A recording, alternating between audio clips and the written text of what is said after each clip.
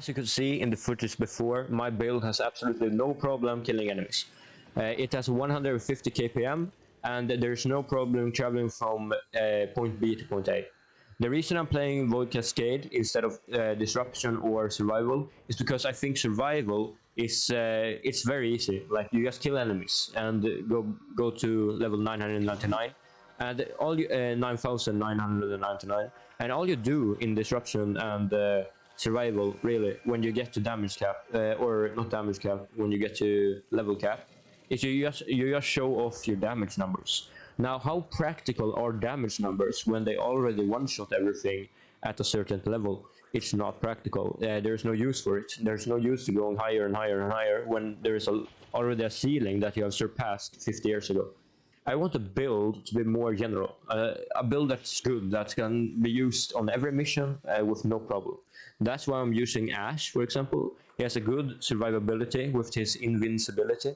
His invisibility also gives a 150% crit boost, which is with this augment, Smoke Shadow. Now I'm using Status Whisper as a damage buffer. You could probably replace Arcane Energize.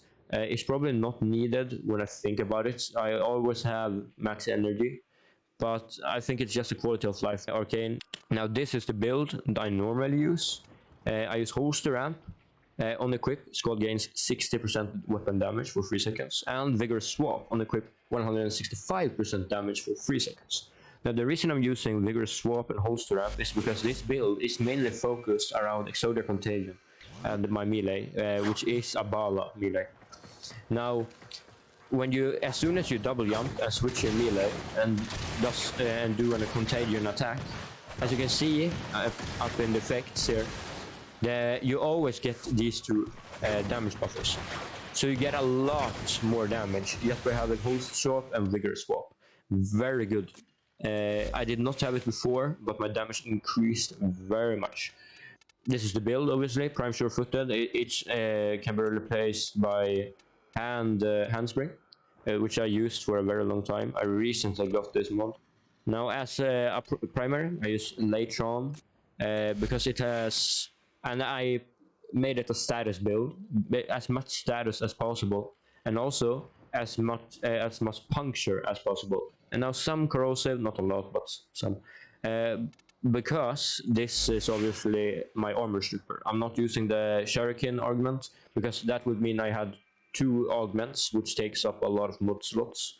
So instead I'm using Latron as an armor stripper. It's already good as a weapon. You can just use it casually as a weapon. It doesn't have to be only an armor stripper. For my status procer, I use Compressa. It has a high multi-shot of 14.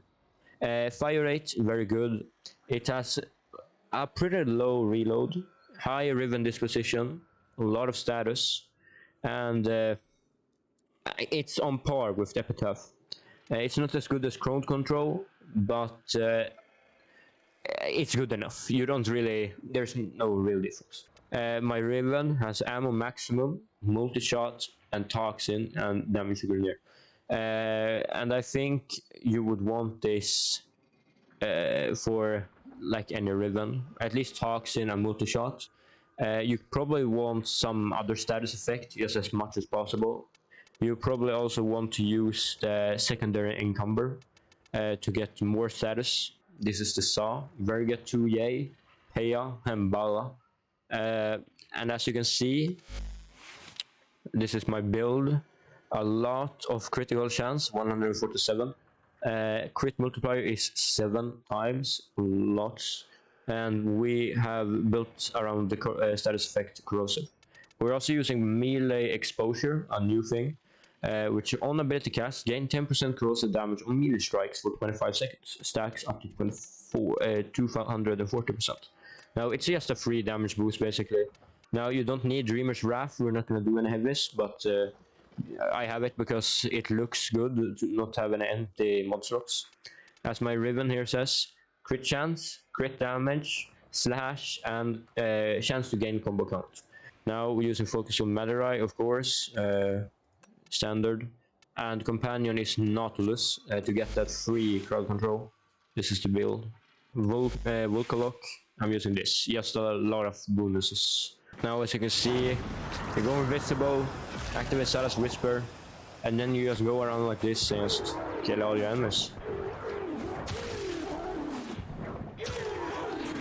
Absolutely no trouble killing them.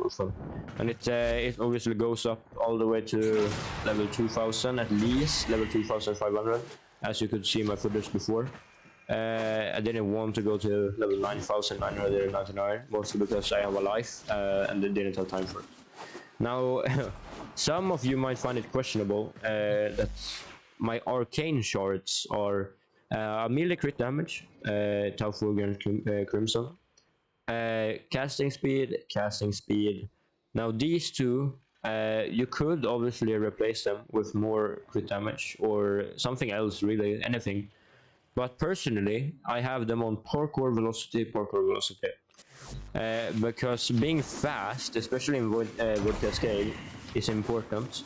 You have to travel distances. Sometimes the distance is very far.